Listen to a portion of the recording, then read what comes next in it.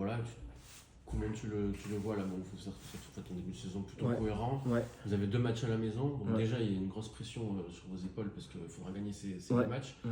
Et voilà, Longon, qu'est-ce que tu en penses?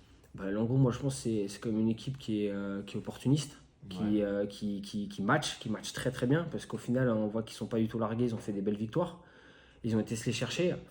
Et non, ça va être du combat, ça va être un gros match, je pense, dans tous les secteurs, parce qu'ils bougent pas mal le ballon sur les extérieurs. Et non, moi je pense que par rapport au groupe, on se sent vraiment genre en confiance et on veut monter en puissance en fait. On veut monter en puissance au fur et à mesure de la saison. Là, on sent quand on travaille, c'est de plus en plus huilé notre jeu. Même en défense, on se retrouve beaucoup plus, on se connaît plus, parce que mine de rien, il y a quand même pas mal de recrues un peu à des postes clés. Et du coup, je pense ce week-end là, ça va être un beau défi. Ouais. Tu t'attends à quoi comme adversité? En gros, c'est une équipe qui est quand même un peu connue. Je crois que devant, c'est quand même assez solide. Ouais, on s'attend à un gros combat. C'est évident, des équipes qui montent vont vouloir immédiatement mettre du combat. C'est des équipes rugueuses qui lâchent rien, qui vont tout donner pour voilà, essayer de faire tomber le plus d'équipes possible dans cette poule et s'affirmer dans cette poule. Donc, le Rand Normandie Rugby accueille Langon vendredi soir à Diochon. Tout d'abord, qu'est-ce que vous pensez de cette équipe? C'est quoi comme profil, Langon? Alors bonjour Arthur. Langon, c'est une équipe donc, qui vient de monter, qui est pas encore entièrement en place sur les fondamentaux du niveau de la poule, mais qui démontre avoir beaucoup de joueurs de qualité, solides, des Iliens. Christophe Amassec a pu récupérer des joueurs de Cognac, des joueurs donc, qui étaient aguerris à ce niveau-là.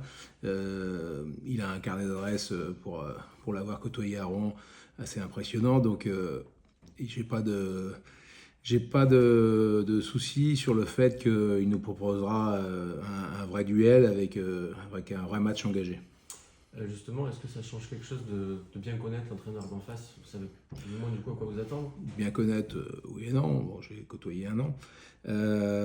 Après, on sait à quoi s'attendre.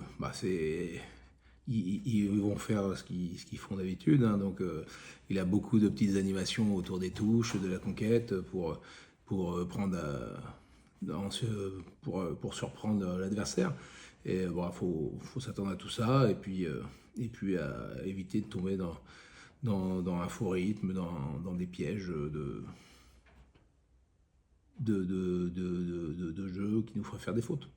Alors justement, en tant qu'entraîneur des avants, aujourd'hui, comment vous jugez le jeu des paquets d'avant rouennais? Elle est où la principale marge de progression du pack?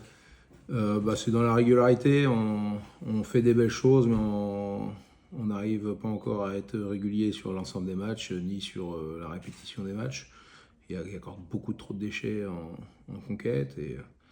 Et après, sinon, dans le côté positif, on sent qu'on a quand même une certaine assise physique qui nous permet quand même de rattraper les coups. Je pense que dans notre trajectoire, on doit être attentif à tout ça, mais on ne doit pas être effrayé de tout ça. On ne se focalise pas dessus. On ne doit pas se focaliser dessus, on doit être prêt. On est en train de faire le tour de tout ce d'essayer de prévoir tout ce qui pourrait se faire. Il y aura sûrement des choses. Et après, à nous aussi d'imprimer le rythme à cette équipe. On est à la maison, on sera devant notre public, on sera à Diochon. Donc, à un moment, c'est pas à nous de les laisser faire, à nous de prendre en main qu'on ait une conquête propre, qu'on ait nos ballons, qu'on tape fort, et puis il y aura moins de problèmes.